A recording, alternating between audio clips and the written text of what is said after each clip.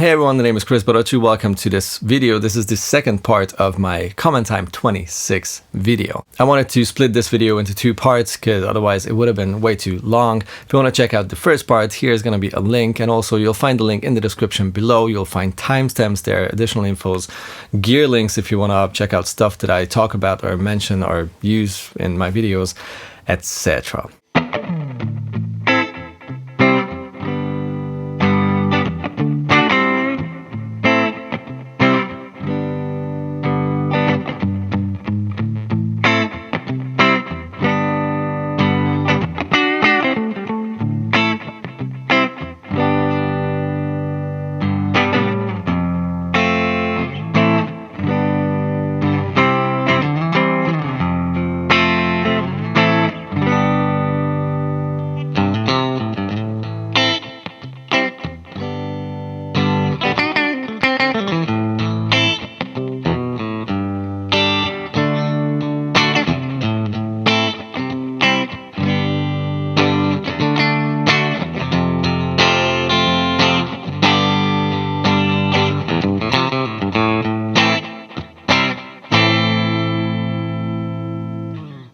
Mr. K905.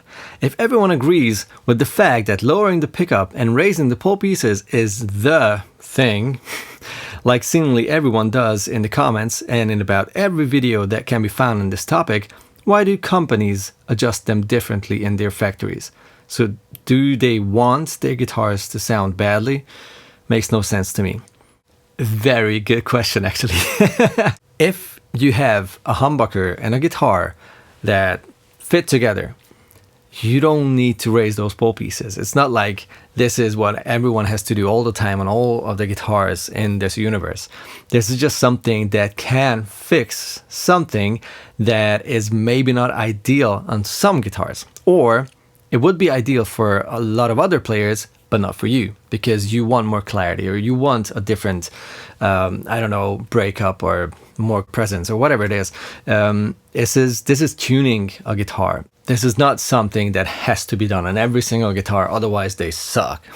This is just something that can help you to find your ideal tone if the guitar is just a little too warm sounding or too muddy for certain amounts of gain or certain playing styles. Yeah, it's just a tweak. It's not like this is how every humbucker guitar should be from the get-go. Peter Mongaya Hogsholm 3884. Which one do you prefer? King of Tone or Toxic Twins? Ah, good old question. I feel the King of Tone has a certain warmth in the low mids, a magical pedal, that I personally wasn't able to find with the Toxic Twins. I'm more of a blues, low to mid gain person. The Toxic Twins sounds crushing though with those higher gain tones. Yeah, well, those are not identical pedals. The Toxic Twins is not at all a King of Tone clone. It's just something that I was also surprised to find out, something that can really get close to a King of Tone type tone, like really close. The two sides of the pedal, if you use them separately, will sound very different than a King of Tone. If you use both sides together, that's where you can tweak the mid-range, because the left side is a very wide sounding, not very mid-heavy side. It's more, this is the Bluesbreaker style side, and it has a good amount of low end and sparkle and not really a huge mid hump, if even at all. It sounds pretty even and balanced. And this side is a much more mid-focused side with much less low end and no crazy sparkle. It's not really a Tube Screamer type sound, but you could imagine that kind of direction, like much more mid-focused and not a lot of low end. So if you turn both sides on and mix the right amount of this side into this side, that's where you can get to that sweet sort of mid-humpy kind of tone of a King of Tone pedal. And it's still not going to be identical, but you can get really, really close. It's just that little trick that is necessary to get into that kind of ballpark and get close to your King of Tone. And which one do I prefer? impossible. It's like asking parents, which children of yours do you prefer? Here's one that came under my album songwriting video. This is from Tilla4665. Really appreciate sharing this with your community. Will there be future videos about the drums in your songs? Did you record them by yourself or by using a drum computer? I will not use a drum computer. All the drums are going to be real drums recorded in a studio. I have at least 2 drummers, maybe even 3. I think I can pull off the third person as well. The main drummer is going to be a very good old friend, a crazy good drummer and a studio guy, Jan. He's gonna work on most of the songs, and I'll have 2 other drummers. I will reveal them when we get there in the video that's about recording drums for the album. This one is from 32 Riffs, a really cool dude. We're friends on Instagram as well. Really nice dude. Check out his channel, definitely. Appreciate you sharing the unfinished parts and the vulnerable bits. It's really inspiring and shows us how to work past the deleted bits. And then some more that are kind of similar in a way. This one is from Rancho Ricardo. Big props to you, Kris. Sharing what can be a very vulnerable and private process needs to be celebrated and recognized. I'm not sure I have as much courage as you do. Looking forward to watching your ongoing process. First of all, thank you so much for everyone who appreciates this. I didn't think this is going to be such a unique thing. I literally just recorded the process, and I didn't even think about this being so unusual.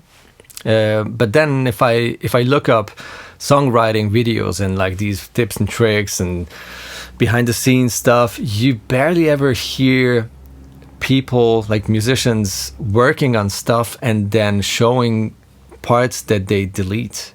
It's true. I wasn't even aware of this being so unusual, really. Even though there's nothing to it, it's the most human thing that when you write something, you mess around with ideas. You try different notes, you speed up the lick or slow it down. If you're working on vocal melodies, you sing around and try stuff and then don't like most of it, and then maybe find something that sticks, and then you end up using that. This is the most human thing. And then some people reacted on my singing under the same songwriting video. For example, Count Netsrek.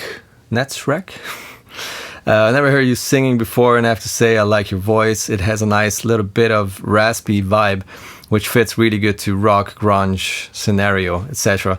And also Tomasz. Hi, Tomasz. It's even more exciting that you write songs with vocals, especially since it turned out that you have a great singing voice too. Now I envy you even more. Oh man, really don't. Thanks a lot. I don't feel very comfortable in like a singer's position, like a front man or front person in a band.